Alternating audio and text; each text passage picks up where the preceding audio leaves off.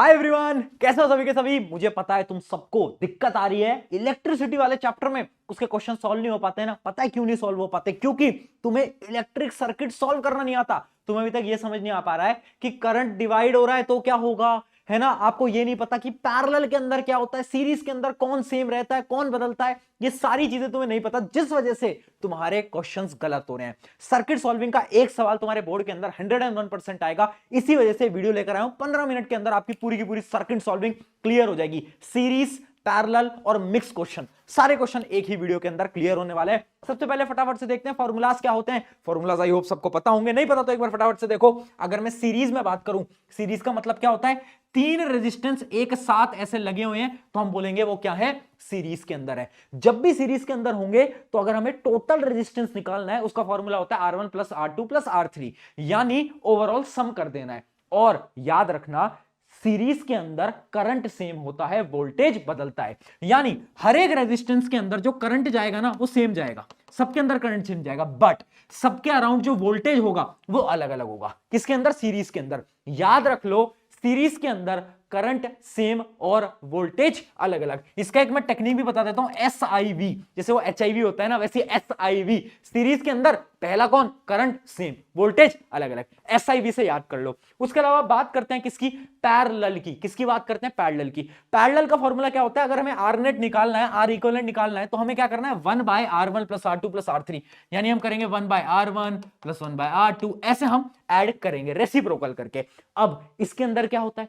इसके अंदर पैरेलल के अंदर जो तुम्हें याद रखना है वो है PVI। PVI जैसे PVR होता है ना, वैसे PVI। PVI क्या है? पैरेलल के अंदर वोल्टेज तो सेम रहेगा, हर एक रेजिस्टेंस के अंदर वोल्टेज जो है वो सेम रहेगा, बट करंट बदल जाएगा। जैसे कि मान लो तीन रेजिस्टेंस हैं, वो इस प्रकार से ऐसे लगे हुए हैं, ऐसे आप देख सकते हो। तीन रेजिस्टेंस है, 1 2 3। इन तीनों के अंदर वोल्टेज तो सेम है, बट इनका कौन बदल रहा है? करंट बदल रहा है। तो याद रखेंगे क्या? PVI। ठीक है, याद रहेगा। चलो बहुत बढ़िया। अब बढ़ते हैं आगे। ये फॉर्मूलाज हैं।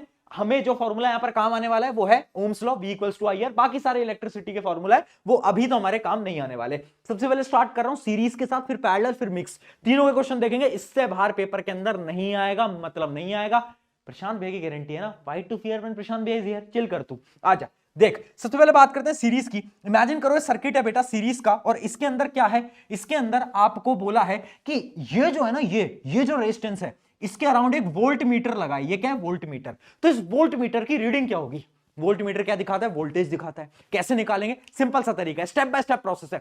हर एक क्वेश्चन के अंदर पहला स्टेप सेम रहेगा, find R equivalent. R equivalent निकाल लो। कैसे निकाल दोगे? दोनों को ऐड कर दो, तो R इक्विवेलेंट या फिर R नेट होगा 2 + 3 = 5 ओम। हाँ, ऐड ही तो करना है, सीरीज में है ना। हाँ, बहुत बढ़िया, R इक्विवेलेंट आ गया। अब देखो बेटा स्टेप नंबर 2। स्टेप नंबर 2 बोलता है फाइंड टोटल I, यानी टोटल करंट निकाल दो। कैसे निकालोगे? फॉर्मूला होता है V equals to IR। Voltage देखो कितना गिवन है, 5। करंट हमें नहीं पता, बट हमें नेट रेजिस्टेंस तो पता है, कितना है? वो भी है 5। तो लिख दो I × 5।